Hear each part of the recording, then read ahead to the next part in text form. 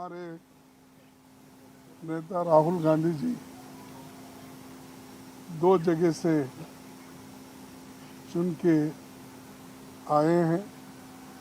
कानून के तहत उनको एक सीट वैकेट करना पड़ता है और एक सीट पे वो कंटिन्यू कर सकते हैं, और वो कल लास्ट डेट रहने की वजह से आज हम बैठ के सभी ने, पार्टी ने ये तय कर दिया कि राहुल गांधी जी अपना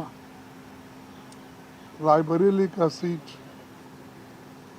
रखना चाहिए, क्योंकि रायबरेली ये पहले से भी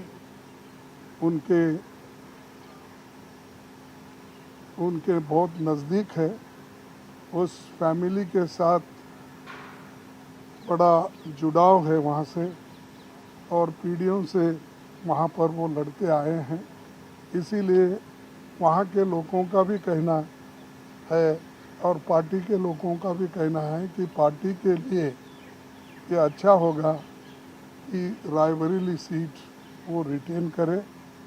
और इससे महत्वपूर्ण जो है, जो वायनाड सीट पे वो लड़े हैं, वहाँ के लोगों का प्यार भी उनको मिला है।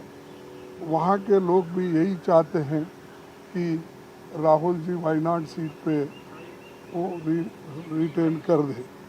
लेकिन कानून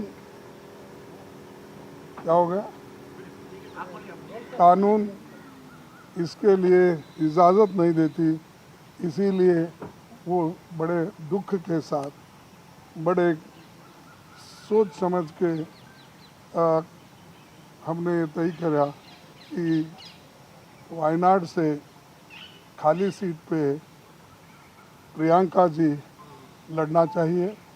और इसीलिए हम पार्टी के ओर से और मेरे ओर से उनको धन्यवाद देता हूँ कि हमारी बात को उन्होंने रखी है और माना है दोनों ने।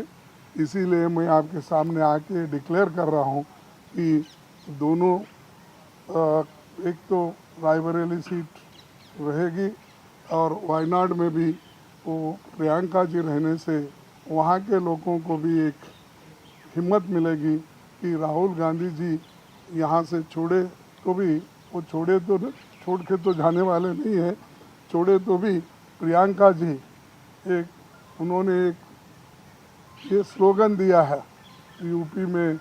जब ये हाथरस का ये हादसा हुआ था तो उस वक्त उन्होंने कहा था, मैं लड़की हूँ, लड़ सकती हूँ। तो वो लड़की लड़ सकती है वहाँ से, और हमारे पार्टी की तरफ से मैं उनको धन्यवाद देता हूँ, क्योंकि बहुत कठिनाई में भी उन्होंने हमारा साथ दिया।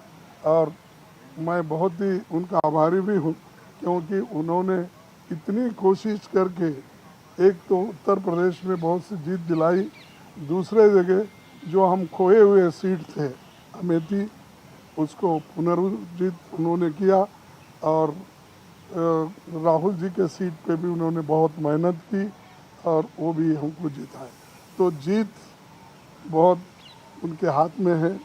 इसीलिए ये दोनों काम हम करने जा रहे हैं। और आप सबको धन्यवाद। आपको बहुत अगर कांग्रेस वर्किंग कमेटी का फैसला नहीं मानेंगे तो मैं उनके ऊपर अनुशासनात्मक कार्रवाई कर दूंगा। ये आपका फैसला मान रहे हैं कि नहीं मान रहे हैं, ये सवाल। अरे वो आगे की बात है। नहीं, आज के दिन का ये निर्णय है। अगर ये मानने के बाद ही आगे का आएगा वो भी मैं बता दूंगा। बट धमकी तो दी है, कांग्रेस प्रेसिडेंट ने धमकी तो दी है। जी I am very happy to contest नहीं, मेरा सॉरी मेरा रायबरेली से और वायनाड से इमोशनल कनेक्शन है। पिछले 5 सालों में मैं वायनाड का एमपी था और वायनाड के सब लोगों ने, हर पार्टी के लोगों ने प्यार दिया, तो उसके लिए मैं दिल से धन्यवाद करता हूं और पूरी ज़िंदगी उसको याद रखूंगा। प्रियंका वायनाड से चुनाव लड़ेगी, मगर मैं भी पीरियोडिकली वायनाड जाऊंगा और जो वायदे हमने वायनाड को किए थे उनको हम पूरा करेंगे। रायबरेली का पुराना रिश्ता है, काफ़ी खुशी हो रही है कि मैं उनको फिर से रिप्रेजेंट करूंगा, मगर आसान निर्णय नहीं था, मुश्किल निर्णय था क्योंकि जुड़ाव दोनों के साथ है। सो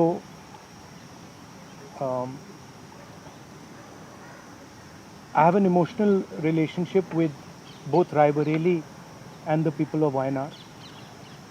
And the last 5 years as Member of Parliament of Wayanad have been a fantastic experience, a very enjoyable experience. The people of Wayanad stood with me. The people of Wayanad gave me love and affection, every single person, regardless of party. They gave me support, love and affection. They gave me energy to fight in a very difficult time. So I will never forget that. I want everyone in Wayanad to know that Priyanka is going to fight the election in Wayanad, but I am going to be a frequent visitor to Wayanad, and I am going to be available to the people of Wayanad, and the commitments that I have made, we will stand by them and we will try and deliver all those commitments. She's going to fight the election. I'm confident she's going to win the election, and she's going to be a very good representative for the people of Wayanad. People of Wayanad can think about it like this. You have now 2 members of parliament. One is my sister and one is me. And my doors are always open for you throughout the rest of my life. And I love every single person in Wayanad. Thank you. Priyanka ji, आप क्या कहेंगे वायनाड से चुनाव लड़ने जा रही हैं? बहुत खुश हूँ मैं. I am very happy to be able to represent Wayanad, and all I'll say is that I won't let them feel his absence. As he said, he'll come many times with me, but I will work as hard and I will try my best to make everybody happy and to be a good representative. और रायबरेली के साथ तो मेरा बहुत ही पुराना रिश्ता भी है और 20 सालों से मैंने काम किया है दोनों रायबरेली और अमेठी में, तो वो रिश्ता तो कहीं मतलब किसी भी तरह से टूट नहीं सकता. उसको कायम रखने के लिए हम दोनों हैं और भैया की मैं मदद रायबरेली में भी करूंगी, और जैसे इन्होंने कहा हम दोनों रायबरेली में भी हम दोनों मौजूद होंगे और वायनाड में भी. दोनों को 2 सांसद मिल रहे हैं. सिंपल सी बात है. ये आपके पॉलिटिकल लाइफ का इलेक्टोरल डिब्यूट है. हर राजनेता चुनाव में जाना चाहता है, आप पहली बार चुनाव में जा रही हैं, क्या कहेंगी इस बारे में? किस तरह की आपकी जो इस समय भावना है? And are you nervous? Not at all. Priyanka ji, I'm not nervous at all. बनना चाहिए, इसको लेके पूरी पार्टी मांग रही है, आपकी क्या राय है अपने भाई को लेकर? वो राय मैंने भाई को दे दी है. Thank you very much. Thank you. आज लोग घोषणाएं कर दी, क्या नेता विपक्ष को लेकर कब तक फैसला होगा? अरे जल्दी करूंगा. That's a dramatic announcement there by the Gandhis, and you can see them shaking hands, hugging, embracing each other.